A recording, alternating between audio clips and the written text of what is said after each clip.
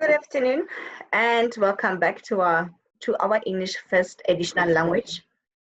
And this segment, I want to focus primarily on language skills. Question 5, which is the last question of paper 1 in English FAL. But for you to be in a position to answer any aspect or section of language included in this section, you should know all the dynamics of language. It means that you need to study them one by one, because here they are asked, or if not examined comprehensively. So therefore, it is important to know your active and passive voice and the rules that apply when you change sentences from active to passive voice. You must know direct and indirect speech and the rules that apply or that one should follow when changing sentences from direct and indirect speech. You must know question tags. What are question tags? You must know how to correct errors. What are the things that you look out for when you correct errors in a sentence? You must know all the parts of speech. Your adverb, your adjective, which is a describing word. An adverb is the word that comes before or after the verb. And the purpose of an adverb is to modify the verb. It means to tell us more about the verb. If I say she is speaking softly, the word softly modifies the action which is speaking. So it further explains how I am speaking. I'm speaking softly. So therefore the word softly becomes your adverb, and then speaking becomes your verb. And an adjective becomes a descriptive word. Any word that is used to describe anything in a sentence is an adjective. So all those elements, you should know them, understand them, because when you get to question 5, they are all tackled within comprehensively within this section. Another, if not other elements that are of crucial importance, is your antonym, which means words that mean the opposite, synonym, words that mean the same but they are written differently. If I don't want to say something is neat, I can say something is clean, as well as your homophone and your homonym. Homophones are words that are spelled differently, pronounced the same, and they mean different things. For an example, we have meat as M-E-E-T, and we've got meat, one that is edible, that's S-M-E-A-T. The two words are pronounced the same, but they are spelled differently. That makes them to become what? Homophones. And then when you get to homonyms, are words that are spelled the same, they are written the same, pronounced the same, but they mean different things. For an example, the word bark, B-A-R-K. Bark, a dog can bark, a tree can have a bark. So therefore, it is important to also note and know all of those language dynamics. When you get to question tags, you must not confuse adding question tags and formulating questions. There's a difference between changing a statement from a statement to become a question and adding a question tag into a statement. She is happy. It's a positive statement. The question tag will be, isn't she? She is happy. If I were to change it from a statement into a question, it would be, is she happy? Now, there are so many of them. There's a plethora of sections with regard subsections and dynamics of language that one needs to understand, because now when you get to question 5, they are all examined in question 5, 1, 1, 1, 1. So I'm going to start with correction of errors in question 5, which is a language and editing section. Now you will be given 4 sentences, of which each and every sentence will include an error. For you to be in a position to identify an error in an English sentence for English FAL, you have to look out for 4 things. The first thing that you look out for is to check if all the words are spelled correctly. Therefore, you assess spelling for each and every word. The second thing that you look for is concord. What do we mean by concord? Concord in English is nothing but agreements of words in a sentence. So for any sentence to be grammatically correct, for any sense to convey knowledge or logic, it needs to be grammatically correct. Therefore, all the words must agree. If I were to use basic English, I would say, the child is crying. I cannot say the children is crying, because their children is in the plural form. So therefore, the auxiliary verb must be are crying. So concord, you check if all the words agree, especially the relationship between a subject and a verb. Because in English, when a subject is in a singular form, the verb doesn't carry an S. She sings. When a subject is in a singular form, the verb will do what? Will carry an S. So you check spelling, you check concord, you check tense. If the sentence is in a present tense, then you come across a word perhaps that is written in a perfect tense or past a perfect tense, then you need to change that word so that the sentence retains meaning. And then the fourth thing that you need to change, or if not to edit in order to identify the error, is punctuation. But here I'm going to not to be vague and just say punctuation, but I will specifically talk about a punctuation of an apostrophe mark, especially when apostrophe mark is used to either formulate a contraction, which is to shorten the word. For an example, if I don't want to say do not, I can say don't. So I formulated a contraction by using an apostrophe mark. Another purpose of an apostrophe mark, it will be to show possession, that something belongs to me. You know, if I say Tabo's car, I'm going to punctuate Tabo's with an apostrophe mark to indicate that the car belongs to Tabo. So sometimes you will find that in an examination question paper, the error is there with regards to punctuation, where an apostrophe mark, one, it might not be there, two, it might be there but placed incorrectly. So what you have to do is to place it how? Correctly. Now let us check the four sentences that we have. We have the first sentence that says, seemingly innocent emojis in a instant message. Already when I pronounce this sentence, sometimes something doesn't come out right.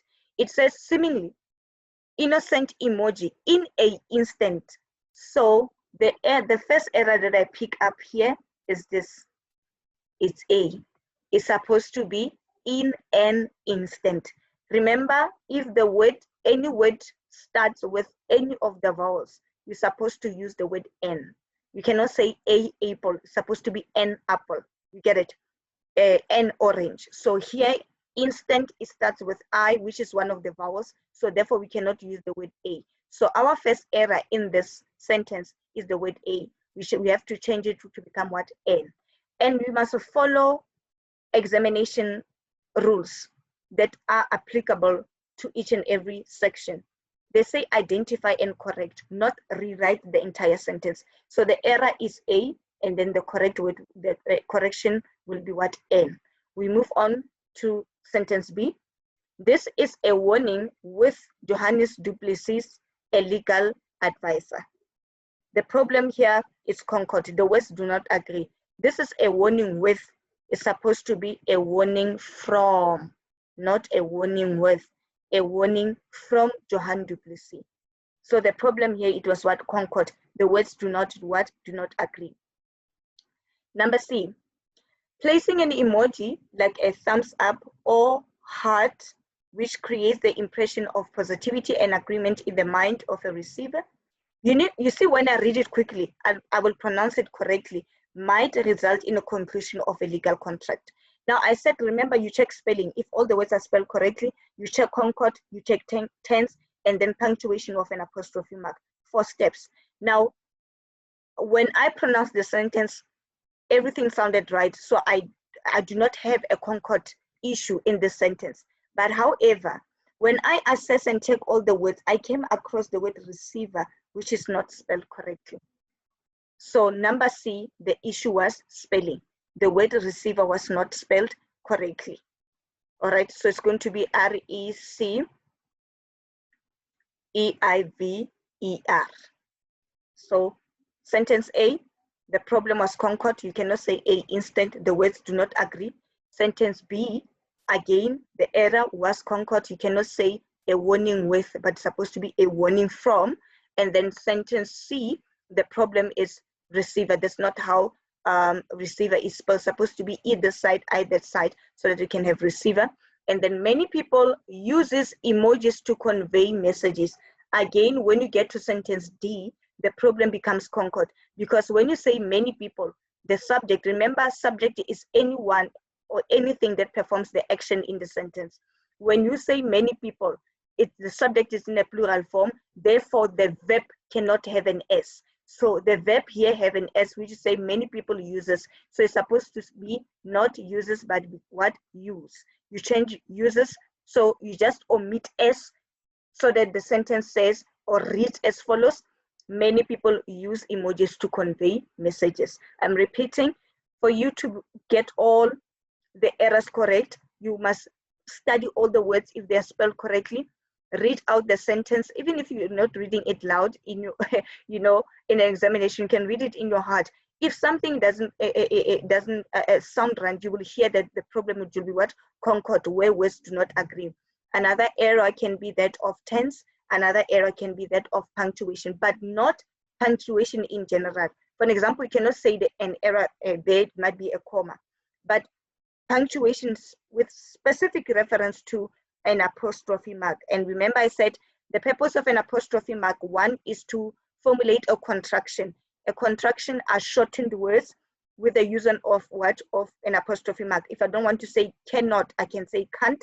If I don't want to say do not, I say don't. All those words in English, we call them contraction, which are abbreviated or shortened with the usage of what? An apostrophe mark. Another function, again, of an apostrophe mark is to show possession.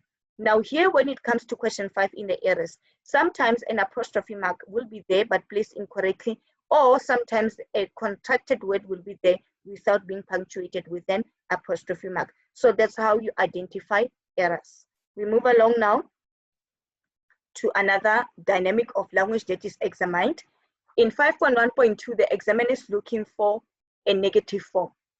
Remember, I am speaking right now, it's a positive, it's an affirmative statement. But if I say I am not, that means it becomes what? A negative. Now let us check this one. Many individuals negotiate lease agreements with landlords or agents. So instead of saying negotiate, we'll say many people do not. You get it? Do not. So by virtue of having do not, we have turned that statement to become how? A negative statement. And then we are getting now into the direct and indirect. Please, if you do not know how to change sentences from direct or indirect, sometimes it's called report and reported speech, do go down to my previous lessons. I do have a specific lessons where I individually deal with direct and indirect. I'm simply going to remind you to see a sentence, for you to notice that a sentence is in a direct speech, it will be enclosed within inverted commas plus a comma followed by an introductory verb. Anything that is outside inverted commas, we call it an introductory verb. And for you to change a sentence from a direct to an indirect, you start with an introductory verb plus the word that. However, there are so many changes that will occur, okay, when you change sentences from direct to indirect. That means you must remember all the rules with regard to the changes that one should effect. For an example, the first thing that you have to do is to assess the introductory verb. If the introductory verb is in a past tense, it simply means that whatever that you're going to change within the inverted commas should also be in a past tense. And also in a past tense. And remember, in an indirect now, you must remove what? The inverted commas. Now, the sentence reads as follows. Many individuals negotiate lease agreements with landlords or agents or make purchase and sale agreements with sellers they found in newspaper or website classified, said Johannes Duplessis. So you start with what? With your introductory verb. It's going to be Johannes Duplessis said that many individuals negotiate changes to become negotiated, because the introductory verb is in the past tense. So whatever that you are going to report must also be in the past tense. The action word, which are your verbs, must also change to past tense. Many individuals negotiated lease agreements with landlords or agents, or then make changes to become what? Made. You also change make, you change negotiate to become negotiated. Purchase and sale agreements with sellers they had found. Remember, now we are going to, so it's going to be they had found. So the 4 marks here, it will be 1 for changing negotiate to become a negotiated, 1 to change make to become made, one to say for a change they had found, and then a bonus mark for omitting or doing away with what? Inverted commas. All right, so that's how you get your 4 marks. Right, we move along. Rewrite the following sentence in a passive voice, similar to direct and indirect. If you do not remember the rules on how to change active and passive voice, you won't be in a position to answer this question. Now, remember in an active voice, you first have to locate a subject, a verb, and an object. A subject will be anything or anyone who performs the action in the sentence, and a verb will be a doing word, and then an object, it will be anything that is affected by the action of the verb. Then in a passive voice now, you start your sentence with your object, right? The legal advisor warned the man not to use certain emojis in responding to the messages. Now, who is doing the action here is the legal advisor. So the legal advisor becomes our subject, okay? And then the verb, the action that he did was to do what? Is to warn people. Is to warn. Who did he warn? He warned who? The man. So the man becomes our object. And then I'm saying in a passive voice, you begin your sentence with what? With the object. However, before you can also check, it is also important to assess the tense. The tense is in the past tense. So your linking word in a passive voice must indicate to me that you are changing a past tense. So we are going to start with our object. The man was warned not to use certain emojis in responding to messages by the legal advisor. Or alternatively, you can say, the man was warned by the legal advisor not to use certain emojis in responding to what? To messages. It's all about remembering the rules. Right. We move along. Rewrite the following sentence correctly. Should one then breach the contract, you may become liable to the other party for possible charges. But here we spoke about one, and then here we spoke about you. It's confusing. So the correct form of sentence should be, should one then breach the contract, one may become, because who are you talking about here? You're talking about one. So you cannot now change after a comma. You no longer consider one, you say you. So the error here is you. Or alternatively, you can say, should you then breach the contract, you may become liable to the other party for possible damages. Then I know that you're still talking about who, you're still talking about you. Or alternatively, you can say, should one, but then immediately after a comma, you change you to become what? One, because you must be consistent as to who are you talking about. You cannot say one and then immediately after a comma you say you. It's confusing. Who are you talking about? Either you remain with one, or you go to what? You go to you. Right. Pardon me about that. Now we refer to paragraph 6. I'm not going to go back to the paragraph. I'm just going to take the sentence. Why is Electronics Communication and Transaction Act written in italics? Now, sometimes a name or a name of something will be written in italics, especially in this paragraph where you need to correct errors. The purpose of writing in italics sometimes is to show a name. So Electronic Communication and Transaction Act is written in italics because in this, it's an acronym. You must know the difference between an acronym and abbreviation, all right? Now we come to question text.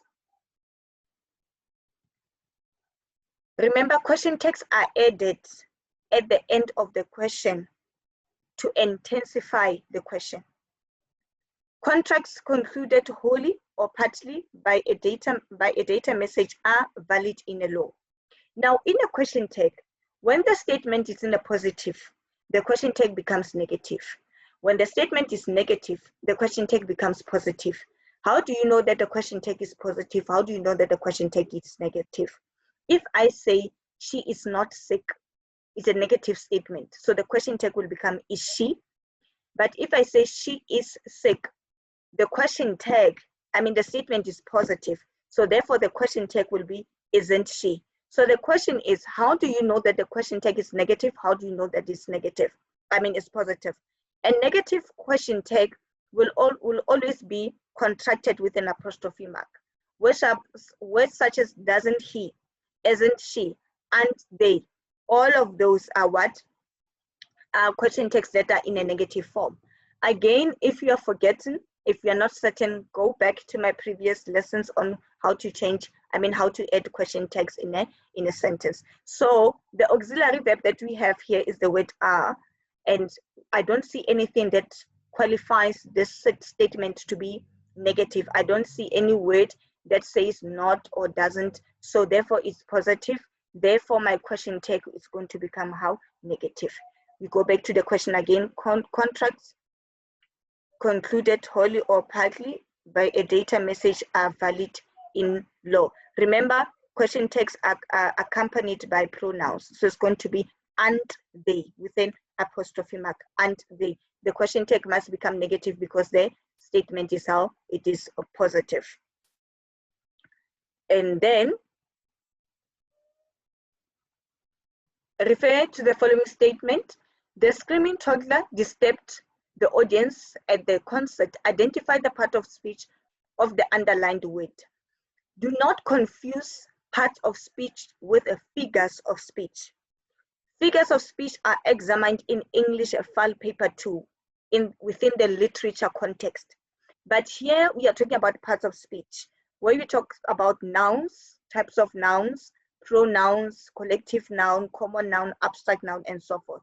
Where we talk about adverb, I've indicated earlier on that an adverb will modify the verb, if not to talk more about the verb. An adjective would be a describing word. A preposition are small words that link the noun and the verb, or they indicate position. Small words such as in, under, to, fro are prepositions, right? And now the sentence said, the screaming toddler disturbed the audience at the concert. The question will be, which toddler? The screaming one. So the word screaming here, it is used to describe the kind of toddler we are talking about. So therefore, the underlined word becomes an adjective. Remember, an adjective are words that describe. So this word screaming is used to describe the kind of toddler we are talking about in this sentence. So the part of speech of the underlined word definitely will be an adjective. Rewrite the sentence in a present tense. So the verb here, it says disturbed. So the sentence in a present tense will be, the screaming toddler disturbs. We change disturbed in a past tense to become disturbs in a present tense. All right. Rewrite the word muzi in formal English, supposed to be mosquito. This word, I didn't go back to the text. Pardon me, I'm going to skip that one. 5.2.3. Rewrite the following sentence and provide the correct degree of comparison. Now, we've got two types of degree of comparison. We have the comparative one and the superlative one. I've never done a segment on that one. Maybe I need to do a segment on when I specifically deal with degree of comparison. In a comparative, that's when you're comparing between two things. All right, she is more beautiful than me. He is faster. Mostly the words the words will end with er, if not more. You use the word more beautiful when you're comparing between the two. But a superlative, that's where you're comparing amongst a larger group. She is the most beautiful woman in the world. You get it? And then now he is the fastest runner in the school. That is a superlative. I'm comparing amongst the group. So before you can come up with the correct form of the degree of comparison, you must assess or check in the sentence how many things are compared. Do I need a comparative one where I compare between two things, or do I need a superlative one? Now let us check the sentence. The sound of the screeching violin is annoying than the sound of the squeaky dog. So only two things are compared, so I need a comparative one, not a superlative one. So it's going to be, it is more annoying, not most annoying. It will only be most annoying if we're comparing amongst maybe other things. But here, a violin is only compared to one thing, which is a squeaky dog. So it's supposed to be more annoying. Study degree of comparison.